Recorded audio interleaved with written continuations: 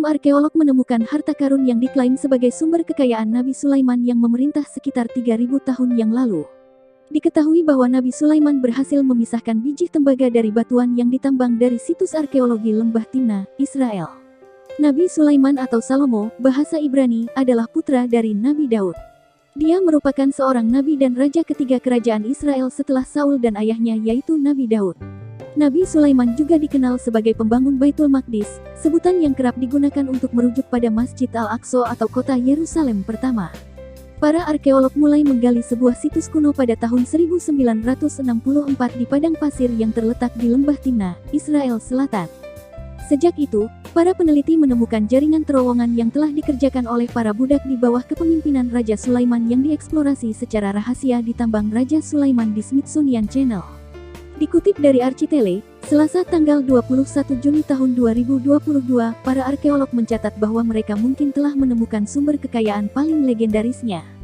Profesor R.S. Ben Yosef dari Tel Aviv University menyebutkan bahwa produksi tambang di situs tersebut berkembang pesat selama pemerintahan Raja Sulaiman 3.000 tahun yang lalu. Tambang tersebut tidak mengandung emas atau perak, melainkan biji tembaga.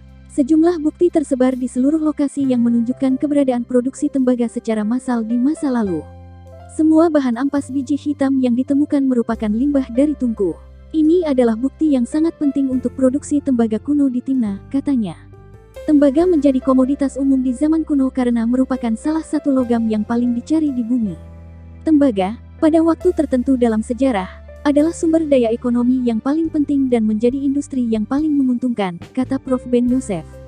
Dr. Muhammad Najar, dari Friends of Archaeology of Jordan, menjelaskan bahwa kondisi logam tembaga saat itu mirip dengan minyak bumi saat ini, yaitu bahan alam yang paling dicari dan dibutuhkan. Mirip seperti sekarang di mana manusia tidak bisa melakukan apa-apa tanpa minyak bumi. Manusia zaman itu pun tak bisa melakukan apa-apa tanpa tembaga, ujarnya. Tembaga menjadi titik balik radikal dalam sejarah manusia. Untuk pertama kalinya, orang mengekstrak logam dari batu dan mengubahnya menjadi alat dan senjata. Dr. Najar menggambarkan momen itu sebagai lompatan kuantum ketika manusia mulai memproduksi bahan mereka sendiri. Melalui proses peleburan, tembaga dipisahkan dari biji alam di dalam batuan. Biji tembaga harus dipanaskan hingga 1000 derajat Celcius, dan untuk mencapai suhu tersebut, para pekerja harus terus-menerus meniupkan api melalui pipa. Dibutuhkan berjam-jam untuk mendapatkan tembaga dalam bentuk murni.